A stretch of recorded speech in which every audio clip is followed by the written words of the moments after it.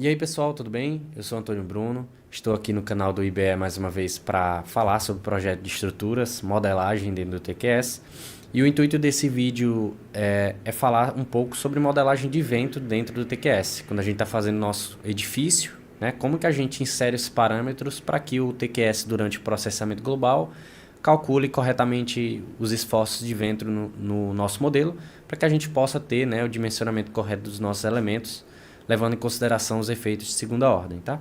Então, dentro do TQS, você com o seu modelo finalizado, ou com pelo menos o seu pavimento tipo modelado, você vem aqui na edição do edifício, né, no gerenciador de projetos, você vai em cargas e depois em vento.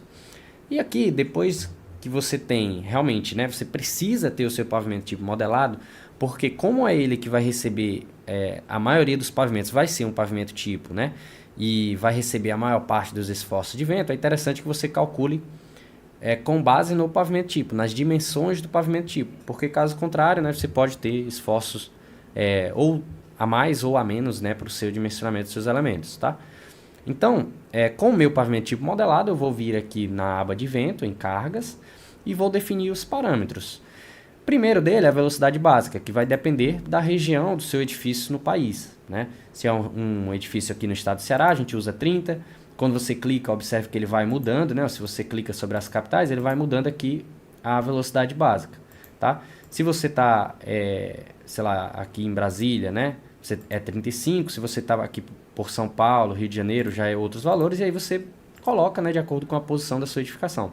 Digamos que é uma edificação aqui, tá? Então, velocidade básica de 35, ok. Depois você vai definir os parâmetros de norma, o S1, S2, S3, S4, para que junto com o coeficiente de arrasto, né, ele calcule ali as forças que vão atuar na sua edificação. O S1 é o fator do terreno, e aí você vai ver de acordo com o seu tipo de edificação. No caso, eu vou manter o 1 aqui, tá? A categoria de rugosidade vai depender da localização, né, do contorno, do que tem no contorno daquele seu edifício. Como é um edifício numa região urbanizada, aqui no caso é a classe 4. Depois você define a classe de edificação, que vai depender das suas dimensões em planta, tá? Então você vai lá no seu pavimento tipo, vê se a dimensão horizontal, né, ou vertical é maior ou igual a 20 metros. E qual desses aqui que ele se encaixa, né? No caso, a minha edificação, ela tem mais do que 20 metros, então eu vou colocar aqui, certo? Então eu vou dar um OK. E aqui o fator estatístico, que vai depender do tipo de edificação também. Como é um projeto residencial, eu vou colocar aqui 1, tá? Observe que aqui no fator estatístico, né, quando você tem edificações como hospitais, quartéis, que em situações mais extremas, você vai utilizar um fator estatístico maior, né, um coeficiente maior. Nesse caso, a gente vai manter 1, tá? Com isso, definindo esses parâmetros de norma, você vai vir basicamente em calcular CA. Aqui você vai ter o caso de baixa turbulência e de alta turbulência. Você vai escolher para qual você quer utilizar para o dimensionamento dos seus elementos. A gente, né, aqui dentro da pós-graduação, aconselha você utilizar uma média, tá? Porque em certas ocasiões você fica superdimensionado, em certas ocasiões você fica subdimensionado. Utilizando uma média, você fica abrangendo, né, valores mais reais, próximos da realidade, né? Porque em um momento, de repente, você tem mais edificações do contorno da sua edificação, de repente você não tem, ou se você está fazendo em uma região que ainda não é tão urbanizada, futuramente pode se tornar urbanizado. Então, o aconselhado aqui é utilizar uma média dentro desses dois casos, né? Quando você clica na baixa turbulência, você vem em estimar. Ele vai estimar tanto a altura com vento como as dimensões em planta, nesse caso do nosso pavimento tipo, tá? E aí você vem aqui em calcular. E aí ele calcula os coeficientes de arrasto para cada uma das direções. Veja que na 90 graus é um valor e a 180 graus é outro valor. Em seguida, eu vou anotar esses valores, né, que a gente está obtendo aqui, e vou estimar para alta turbulência. Então eu venho e calculo. Com esses valores, a gente tira uma média, tá? Então a gente tira uma média dos valores de alta turbulência e de baixa turbulência do vento, beleza? Então, depois que você tem esses valores, você insere aqui do seu programa, tá? Eu já inseri esses valores, tá? E aí a gente tem os coeficientes de arrasto para que a gente possa converter o vento, que é um fenômeno dinâmico, em forças estáticas para nossa análise dentro do pórtico espacial, beleza?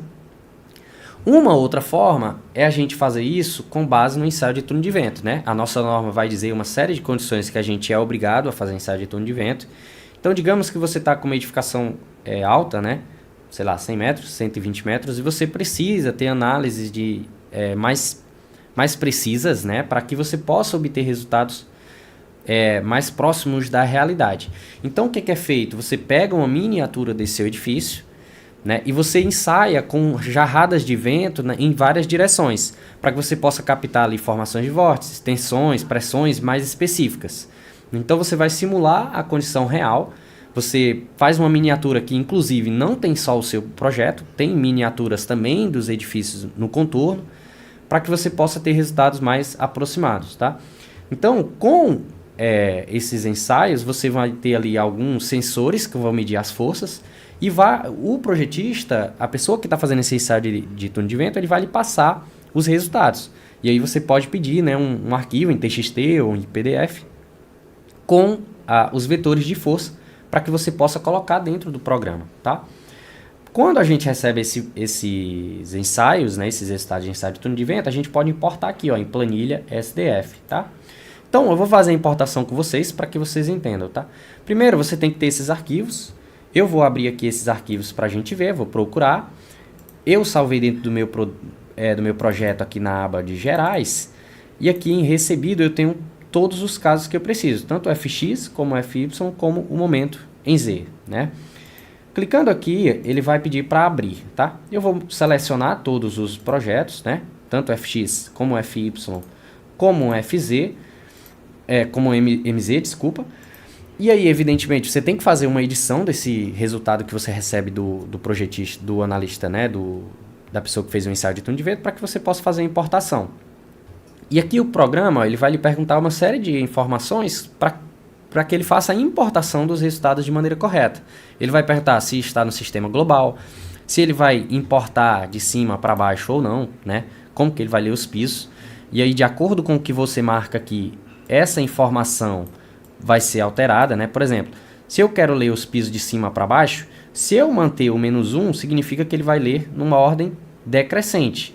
Se eu colocar a ordem natural, que é de baixo para cima, ele vai ver numa ordem crescente, esse valor permanecendo -1.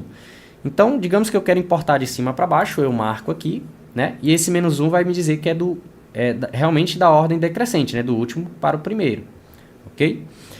Aqui ele vai perguntar se você quer inverter os sinais de força, se você quer utilizar em quilonewton, quilonewton-metro, ou se seus resultados estão em tonelada-força ou tonelada-força-metro. Isso aí você tem que ver com os resultados, né, do seu ensaio de túnel de vento. Depois ele vai lhe perguntar basicamente linhas a desprezar e colunas a desprezar. Bom, eu só abri aqui para vocês verem como que é essa tabelinha, né, que a gente vai importar. Você observa que você tem os pavimentos aqui nessa coluna, você tem cota e área, e essas informações são irrelevantes para a gente. Então, a gente vai, né, desprezar essas colunas aqui.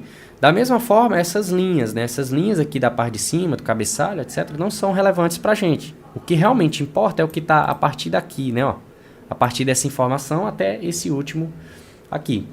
Então, com isso, a gente vem e coloca o que a gente quer desprezar, de linhas e de colunas, tá? Quando você vem carregar, você ainda consegue ter uma prévia do que está sendo importado, tá? Para que você possa importar da maneira correta, ok? E aí, o que é importante aqui, né? Que o seu edifício, evidentemente, tem o mesmo número de tetos do resultado que você vai importar.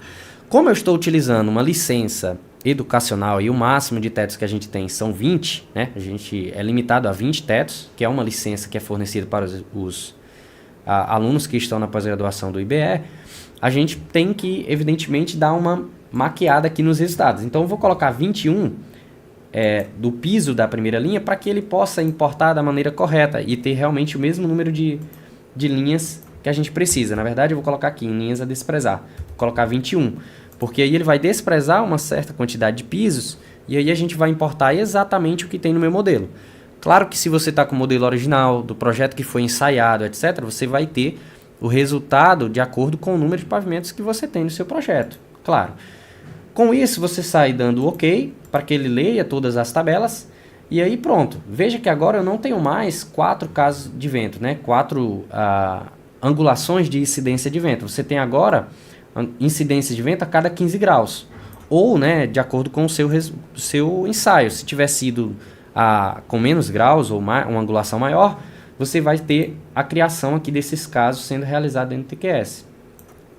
E agora, quando o TQS for fazer o processamento global, ele vai processar o pórtico espacial com os resultados do ensaio de túnel de vento. Então você tem, evidentemente, resultados mais precisos e resultados mais próximos daquilo que daquilo que a sua edificação vai estar submetida de fato, né?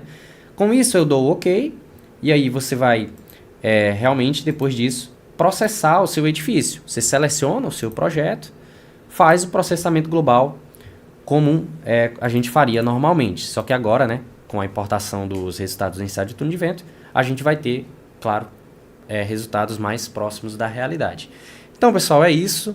O objetivo dessa aula era realmente mostrar como que você faz importação de uma planilha de resultado de ensaio de túnel de vento, ou como que você realmente modela as forças do vento para que você possa ter as análises, o processamento global do seu pórtico espacial da maneira correta. Espero que vocês tenham gostado. Para mais informações da pós-graduação do IBE, acesse as nossas redes sociais. Se gostou do vídeo, deixe o curtir, compartilhar, comentar, enfim. Até a próxima.